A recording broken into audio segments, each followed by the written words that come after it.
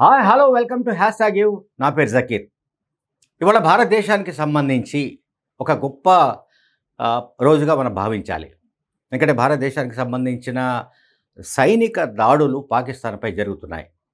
Pak occupied Kashmir అంటాం మనం. అంటే పాకిస్తాన్ ఆక్రమిత కాశ్మీర్లో ఆ ప్రాంతాల్లో జరిగిన ఏవైతే స్ట్రైక్స్ ఉన్నాయో, అంటే ఎయిర్ స్ట్రైక్స్ కావచ్చు, ఇతర స్ట్రైక్స్ కావచ్చు, దాంతో ఒక 9 టెర్రరిస్టుల క్యాంప్స్ను ధ్వంసం చేశారు.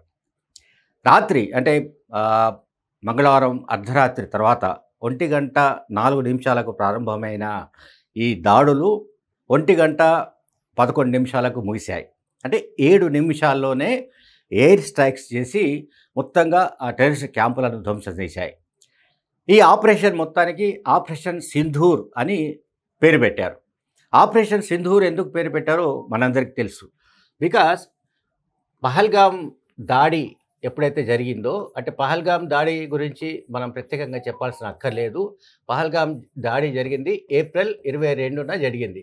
అంటే సరిగ్గా ఒక 2 వారాలు అనుకోండి.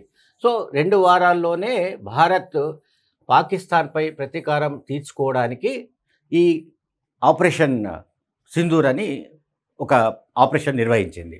సో దీంట్లో ఫస్ట్గా మనం చూడాల్సిందంటే ముజఫరాబాద్, కోట్లీ అండ్ గుల్పూర్, భీంబేర్, సియాల్కోట్ అండ్ చక్ అమ్రు, మురీద్కే, బహావల్పూర్, ఈ మొత్తం ఏరియాస్లో లష్కరే తోయిబా అండ్ జైషే మొహమ్మద్, అలాగే హిజ్బుల్ ముజాహిదీన్ అనే సంస్థలకు సంబంధించి ఏవైతే టెర్రరిస్ట్ క్యాంప్స్ ఉన్నాయో, శిక్షణ కేంద్రాలు ఉన్నాయో, లాంచ్ ప్యాడ్స్ ఉన్నాయో, వాటన్నిటినీ కూడా భారత్ సైన్యం అద్భుతంగా విధ్వంసం చేసి పారేసింది. వాటిని తునాతునకలు చేసి పారేసింది. ఈ లష్కర్ తోయిబా, హిజ్బుల్ ముజాహిదీన్, అలాగే మనం మాట్లాడుకుంటున్న జైషే మొహమ్మద్, ఇటువంటి సంస్థలు చాలా కాలంగా, దశాబ్దాలుగా పాకిస్తాన్ను స్థావరంగా చేసుకొని పాకిస్తాన్లోని ఐఎస్ఐ మద్దతుతో ఈ టెర్రరిస్టుల కార్యకలాపాలు జరుగుతున్న విషయం మనకు తెలుసు.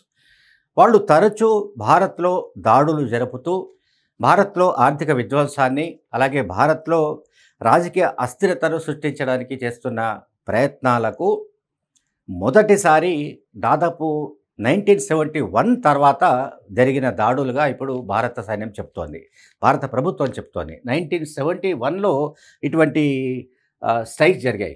1971 ఆ తర్వాత ఇప్పుడు 2025లోనే ఇటువంటి సైనిక దాడులు జరిగినట్టుగా మనం భావించాలి. సో ఇందులో మనం ఒకసారి గమనిస్తే ఈ లాంచ్ ప్యాడ్స్ ఏవైతే ఉన్నాయో, అంటే ఎక్కడి నుంచి వాళ్ళు అటాక్కు ప్రారంభిస్తారో, అటాక్ను మొదలు పెడతారో, దానికి సంబంధించి లాంచ్ ప్యాడ్స్ అంటాం మనం. అక్కడ అంటే స్థావరాలుగా. సో ఈ లాంచ్ ప్యాడ్స్ అన్నీ కూడా ఎక్కడున్నాయి అంటే ఈ పాక్ ఆక్యుపైడ్ కాశ్మీర్ అంటాం కదా మనం, పాక్ ఆక్రమిత కాశ్మీర్లో ఉన్నాయి. ఇందులో ముజఫరాబాద్ సవాయి నాలా దగ్గర ఎలీటీ శిక్షణ కేంద్రం ఉంది, దాన్ని ధ్వంసం చేశారు. అలాగే సయ్యద్నా బిలాల్ క్యాంప్ అనే ఉంది, అది జైషే మొహమ్మద్కు సంబంధించింది, దాన్ని కూడా ధ్వంసం చేశారు. ఆ తర్వాత మర్కజ్ రాహిల్ షహీద్ అనే ప్రాంతంలోని హిజ్బుల్ ముజాహిదీన్కు సంబంధించిన శిక్షణ కేంద్రాన్ని కూల్చిపారేశారు, ధ్వంసం చేశారు. మర్కజ్ అహ్లే హదీస్ అనే ప్రాంతంలో కూడా లష్కరే తోయిబాకి సంబంధించిన టెర్రరిస్ట్ క్యాంప్ని వాళ్ళు తునాతునకలు చేశారు. ఆ తర్వాత మర్కజ్ అబ్బాస్ అనే ప్రాంతంలో జైషే మొహమ్మద్కు సంబంధించిన ట్రైనింగ్ క్యాంప్ ఉంది, దాన్ని ధ్వంసం చేశారు. మర్కజ్ సుమాన్ అనే ప్రాంతంలో కూడా జైషే మొహమ్మద్కు సంబంధించిన దాన్ని తునకలు చేశారు, ధ్వంసం చేశారు. అట్లాగే మర్కజ్ తోయిబా, ఈ లష్కర్ తోయిబాకి సంబంధించిన ట్రైనింగ్ క్యాంప్, దాన్ని కూల్చిపారేశారు. సర్జల్ అనే ప్రాంతంలో జైషే మొహమ్మద్కు సంబంధించిన ట్రైనింగ్ క్యాంప్ ఉంది, దాన్ని కూడా కూలగొట్టారు. మహ్మునా జోయా అనే ప్రాంతంలో హిజ్బుల్ ముజాహిదీన్కు సంబంధించిన టెర్రరిస్ట్ ట్రైనింగ్ క్యాంప్స్ ఉన్నాయి. సో ఈ ట్రైనింగ్ క్యాంప్స్ అన్నింటినీ కూడా భారత సైన్యం చాలా విజయవంతంగా వాటిని ధ్వంసం చేసి పారేసింది, కూల్చిపారేసింది. ఇందులో మొత్తంగా టోటల్గా 9 టెర్రరిస్ట్ కేంద్రాలను భారత సైన్యం ధ్వంసం చేసిన దాంట్లో 4 జైషే మొహమ్మద్కు సంబంధించిన ట్రైనింగ్ క్యాంప్స్ ఉంటే 3 లష్కరే తోయిబాకి సంబంధించినవి ఉన్నాయి. అలాగే మరో 2 హిజ్బుల్ ముజాహిదీన్ అనే టెర్రరిస్ట్ సంస్థకు సంబంధించిన ట్రైనింగ్ క్యాంప్స్ ఉన్నాయి. ఈ ట్రైనింగ్ క్యాంప్స్ అన్నింటినీ కూడా ధ్వంసం చేసి పారేయడం అనేది బహుశా చాలా కాలం తర్వాత జరిగిన ఒక సైనిక చర్యగా మనం భావించాలి. అట్లాగే ఇండియా ఇప్పుడు క్లెయిమ్ చేస్తున్నది ఏంటంటే దాదాపు 70 మంది టెర్రరిస్టులు ఇద్దరు చనిపోయారని చెప్తున్నారు. సో 70 మెంబర్స్ 70 మంది టెర్రరిస్టులను హతం చేసినట్టుగా, అంటే టెర్రరిస్టులను కాల్చి పారేసినట్టుగా కూడా వాళ్ళు చెప్తున్నారు. టెర్రరిస్టులు ఎక్కడ పాక్ ఆక్రమిత కాశ్మీర్లో టెర్రరిస్టుల కాల్చివేత. అంటే ఈ ట్రైనింగ్ క్యాంప్స్ని మొత్తంగా ధ్వంసం చేసి టెర్రరిస్టులను ఏరివేసే కార్యక్రమాన్ని భారత సైన్యం చేపట్టింది. సో ఈసారి 1971 లాగానే భారత్లోని 3 దళాలు, అంటే మనం త్రివిధ దళాలు అంటాం. ఒకటి నేవీ, ఒకటి ఆర్మీ, అట్లాగే ఇంకొకటి ఎయిర్ ఫోర్స్. సో ఈ 3 దళాలు కూడా సంయుక్తంగా ఈ దాడులు నిర్వహించాయి. పైగా రాత్రి ఎప్పుడైతే ఈ దాడులు ప్రారంభమయ్యాయో ఈ దాడులన్నిటికీ కూడా భారత ప్రధానమంత్రి నరేంద్ర మోడీ పర్యవేక్షించారు. ఇది మనం గమనించాల్సిన విషయం. అంటే నరేంద్ర మోడీ ఎంత పట్టుదలగా ఉన్నాడో, ఎంత అంటే ఈ పర్టికులర్ అంటే పాకిస్తాన్ ఏదైతే పాకిస్తాన్ సంబంధించిన పాకిస్తాన్ స్పాన్సర్డ్ టెర్రరిస్టులు పహల్గామ్లో టూరిస్టుల పైన దాడులు చేసి 26 కుటుంబాలను చిన్నభిన్నం చేశాయో, 26 మంది టూరిస్టుల ప్రాణాలను బలిగొన్న టెర్రరిస్టుల పైన చర్యలు తీసుకోవడానికి పాక్ ఆక్యుపైడ్ కాశ్మీర్లో ఏవైతే టెర్రరిస్టు క్యాంప్స్ ఉన్నాయో, బేస్ క్యాంప్స్ అంటాము, లేకుంటే లాంచ్ ప్యాడ్స్ అంటాము, వాటన్నిటినీ కూడా ధ్వంసం చేయడమే ఒక ముఖ్యమైన ఘట్టంగా కూడా మనం భావించాలి. ఇందులో 24 మిసైల్స్ కూడా వాడారు. భారత సైన్యం వాడిన వాటిలో 24 క్షిపణులు ఉన్నాయి, అట్లాగే ఫైటర్ జెట్లు కూడా వాడారు. ఆ తర్వాత ఇంకా అనేక వైమానిక దళాలకు సంబంధించిన సైనికులంతా కూడా ఇందులో పార్టిసిపేట్ చేశారు. సక్సెస్ఫుల్గా ఈ ఆపరేషన్ చేసినట్టు ఇండియన్ ఆర్మీకి సంబంధించిన ప్రతినిధులు, అధికార ప్రతినిధులు మీడియాకు తెలియజేశారు. అట్లాగే కేంద్ర ప్రభుత్వం ఈ మొత్తం ఆపరేషన్కు సంబంధించి కేంద్ర హోంమంత్రి అమిత్ షా రాష్ట్రాలకు సంబంధించిన అన్ని రాష్ట్రాల ముఖ్యమంత్రులు, చీఫ్ సెక్రటరీలు, డీజీపీలతో కూడా ఆయన ఒక వీడియో కాన్ఫరెన్స్ నిర్వహించారు. అలాగే రాష్ట్రాలన్నింటినీ కూడా అప్రమత్తం చేశారు. అంటే ఇదంతా కూడా అంటే ఎటువైపు దారి తీయొచ్చు అనేది చాలా కీలకమైన అంశం. అంటే ఇది యుద్ధానికి దారి తీసే అంశంగా మనం భావించవచ్చా? పాకిస్తాన్ భారత్కు మధ్య యుద్ధం జరిగే అవకాశాలు ఏమైనా ఉన్నాయా? యుద్ధం జరిగే దాకా ఈ సన్నివేశం ముందుకు వెళ్ళే ఛాన్సెస్ ఉంటాయా అనే దానిపైన కూడా చర్చ జరుగుతోంది. ఎందుకంటే పాకిస్తాన్ భూభాగంలోని సియాల్కోట్లోని సియాల్కోట్ ఇక్కడ మనం గమనిస్తున్నాం. సియాల్కోట్ అనేది ఇది పాకిస్తాన్ భూభాగంలోనిదిగా తెలుస్తోంది. సో సియాల్కోట్ ప్రాంతంలో కూడా టెర్రరిస్టుల లాంచ్ ప్యాడ్ని భారత సైన్యం వాటిని ధ్వంసం చేసింది. సో ఇటువంటి చర్యలు అంటే టెర్రరిస్టులకు ఇప్పటిదాకా కాపలాదారుగా అనండి, లేదా వాటిని ప్రొటెక్ట్ చేస్తున్న దేశంగా అనండి, పాకిస్తాన్కు మొత్తం ప్రపంచంలోనే ఒక అపఖ్యాతి ఉంది. సో ఆ అపఖ్యాతి నుంచి బయటపడడానికి పాకిస్తాన్ ఎప్పుడు ప్రయత్నం చేయలేదు.